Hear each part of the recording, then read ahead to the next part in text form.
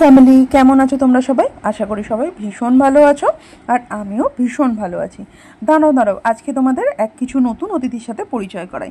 এই গাছটাতে না আরও একটা নতুন পাতা এসছে, আর আমার পুরনো উচ্ছে গাছটা তুলে দিয়ে নতুন বীজ বসানো হয়েছে এবং ওটার থেকে নতুন পাতা বেরিয়েছে।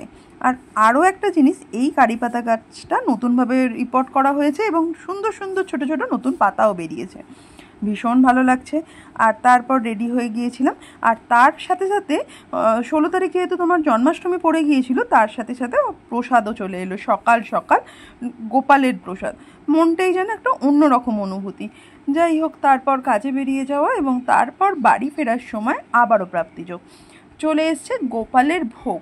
ভাবছিলাম সারাদিনে গোপালের ভোগ কি আদৌ পাওয়া সম্ভব হবে, কি জানি, হয়তো গোপালই পাঠিয়ে দিয়েছে। যাই হোক, ফেরার সময় এক দাদা ফোন করলো যে বাড়ির থেকে প্রসাদটা অবশ্যই নিয়ে যেতে।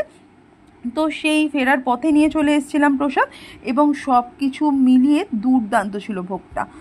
যাই হোক, গোপাল মনের কথা শুনে নিয়ে আমাদের জন্য ভোগ পাঠিয়ে দিয়েছে। এই বছর জন্মাষ্টমীর দিনটা আমাদের অন্যভাবে কাটে, তো এবছর অন্যভাবেই কাটলো, আরও অন্যরকমভাবে। তোমাদের জন্মাষ্টমীর দিনটা কেমন কাটলো সেটা জানাতে ভুলো না। সবাই খুব ভালো থেকো, আবার দেখা হবে পরের ভিডিওতে। টাটা।